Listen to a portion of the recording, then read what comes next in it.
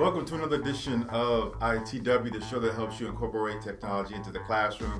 As you can see, I'm here by myself today. David couldn't make it here. He is at home right now, saying his founder buys to his beard. He has officially lost the ITW Bracket Challenge. I am the winner, as we all expected to be. So David can't hear. He's just spending his last few moments there with the squirrel he calls a beard on his face. So David, say goodbye to it, because it's gone. Next time you guys see David, he's going to be so fresh and so clean with that thing taken off. So I'm going to go slow today, but I do have a good episode that you guys are going to want to stick around for. We're going to be talking about LMS, Learning Management Systems. We have several teachers throughout our district that are using different forms of LMS, things like Edmodo, Gaggle, Google Drive. There's also one Schoology. So there's many different ones out there. So we're going to do a circling CMS, and we're going to go around the district and talk to some people about what they're doing with these different learning management systems. We're also going to start leading you guys into our Summer Institute. This is a conference that we put on where we provide some professional development for you guys on different things, strategies, tools, things like that. And one of our keynote speakers for that week is Heidi Jacobs Hayes. And we have done an interview with her at a conference that we recently went to. So you guys are going to check out some of the highlights from that interview. So make sure that you guys stay tuned for this edition of ITW.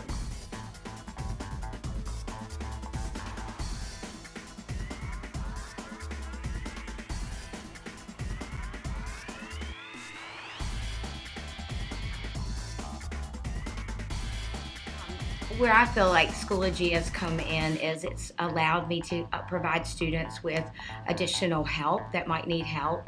I think it's also allowed the student to be able to take responsibility of their own learning.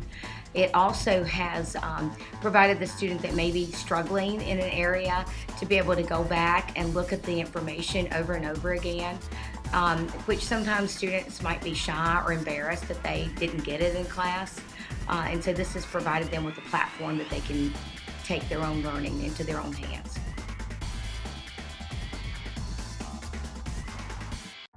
Well, I do, because it's their technology. It's what they know. Technology is their thing. Look at how they use cell phones. So by being able to use a vehicle that the students are very familiar with, it allows the students to be very proficient in it. And it allows me to be able to give them a lot more freedom.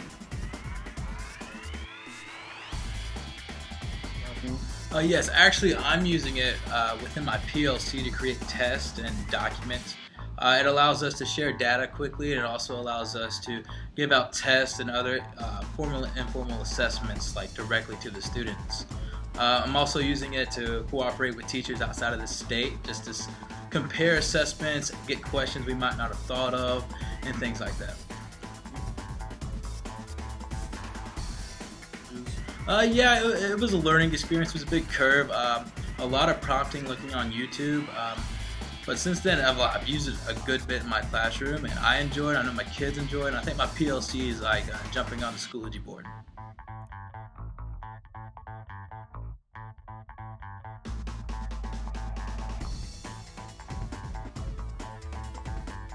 I'm a marketing teacher with a technology background, and the biggest reason that I chose Gaggle is I believed it was an interface that not only helps me in the classroom, but it also allows students to kind of interface with certain databases in the way that a business world will have platforms. Whether you're in sales, whether you're in factory working, however it is, most people are going to a technology base, and those databases, learning that system, whether they go into my subject area or not, teaches them a job skill in technology that they'll take with them.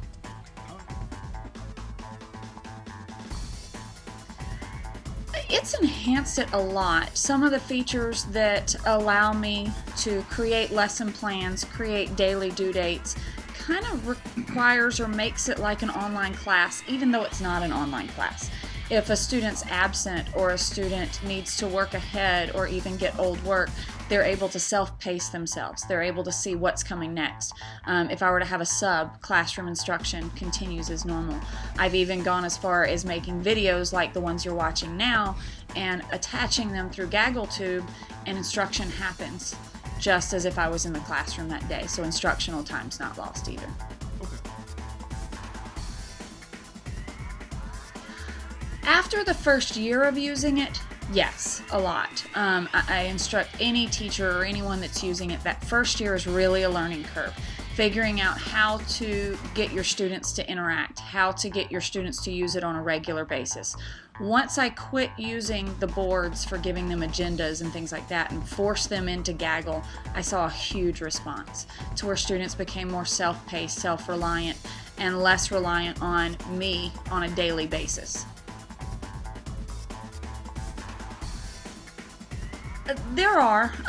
Gaggle is a really big platform. You can use it for all kind of things. I can use it for my storage. It's become my new cloud. I don't carry around thumb drives, things of that nature. But with any big platform, there's a lot of things to learn at once. So the first thing I would tell anyone using it is start small. Use it for your own personal storage. Then start adding assignments for students and focus just on assignments. And as you develop ways to instruct your students over time, you can better navigate them to a point where they're using it and learning the actual system. So the biggest thing I would instruct overall is don't teach how to use Gaggle, teach what the individual things in Gaggle do, such as, saving file folders within file folders, how to access a video, what it means between saving something on a cloud or whether you're actually saving a hard copy of something.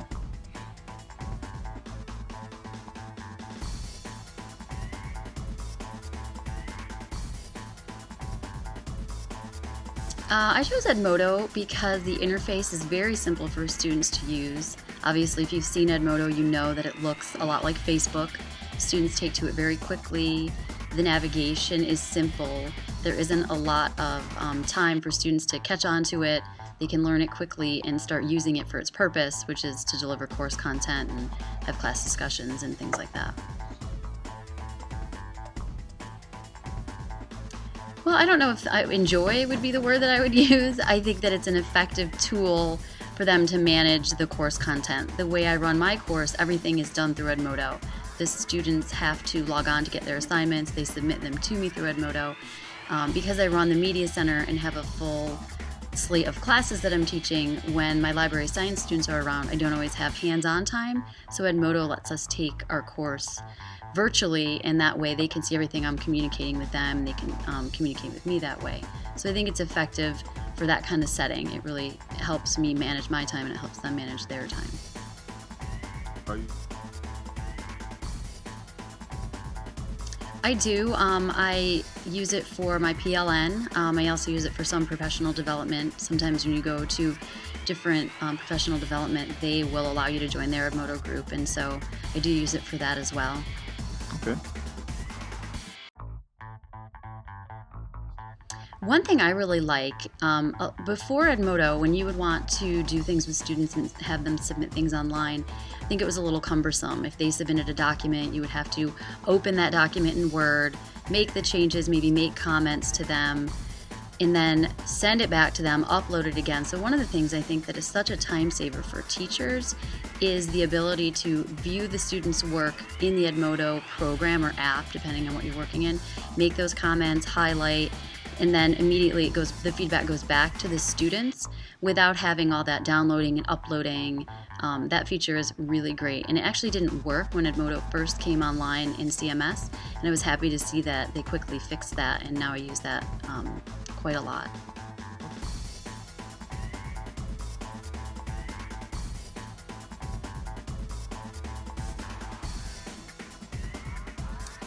I chose Google Drive because I feel that it is accessible to all of my students, whether they are at home, whether they are traveling. They can always just go to google.com and sign in and be able to work on their assignments.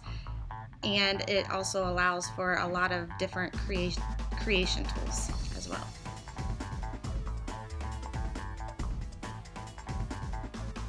I think the feature that I like the best would be the sharing option.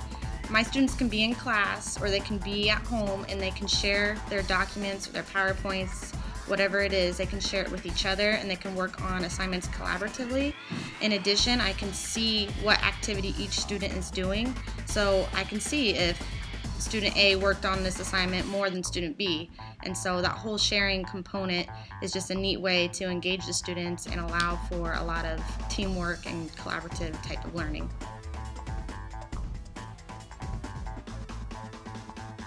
I feel that it has definitely made it more engaging and more creative. I mean, the options and the opportunities are limitless. I mean, we can do a lot of different things, a lot of creative options in class and outside of class. And it has also extended my classroom outside of the school hours. My students can go home if they have questions about assignments. They can literally chat with me on Google Drive about their assignment. I can work with them on the assignment and show them what they're doing wrong. And they're at their home and I'm at my home. So it definitely has increased the learning environment to outside of the school.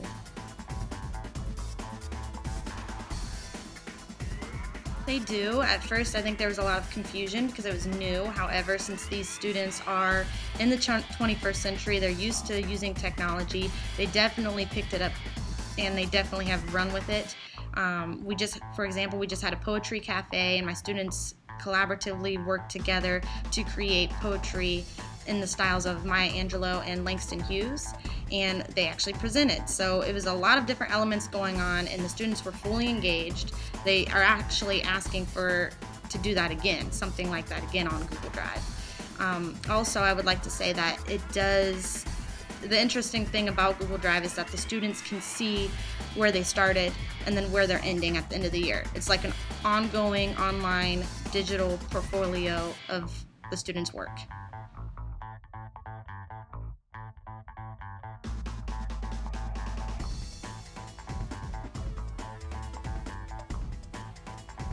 We chose to use Google Drive at the beginning of our school year. Every teacher was given a Google Drive account, and so we have used it as professionals to upload our lesson plans and resources and to collaborate as teachers. And then last November, we attended a technology conference in Boston, and we saw that it was being used throughout the entire conference with students. So we came back ready to go and use it with our students. We've tried other LMS platforms before, such as Edmodo and Gaggle, and this one was really our favorite, so that's why we wanted to continue to use it throughout the school.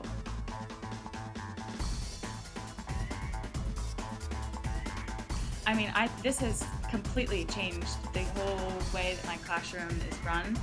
The students are completely engaged from the second they walk into my classroom. They're able to organize Google Docs in the way that they want to. I'm able to send things and share things with them. Likewise, they're able to share things with each other. So they are completely engaged, more so than they have ever been before. They're able to collaborate with other students in the classroom, but then they can also take their work home with them. So everything that they've done in the classroom also transfers at home, where they can add or revise. I think as teachers too, we are able to give that immediate feedback to students where they can see that very in the moment what they need to fix, and then they go fix it, and it's just constant changing and revising to make their answers, writing, reading, everything better throughout the day. And it makes the creation process a lot easier too, and they're able to upload things and add things, like you said, fix things. So they're really able to make it their own, which is really nice.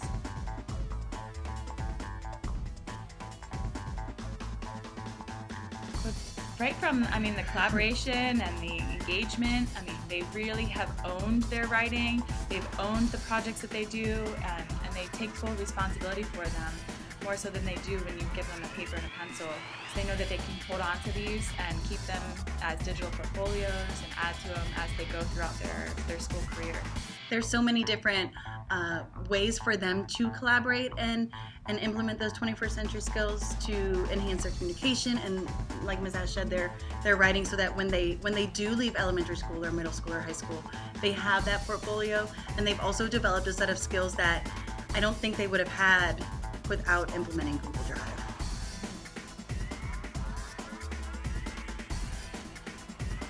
Absolutely. They are 100% excited and enthusiastic about using Google Drive. A lot of the apps that we use kind of are, they're easily Smashed into Google Drive, and you can easily upload things from everything that we do in class. So they definitely 100% enjoy it.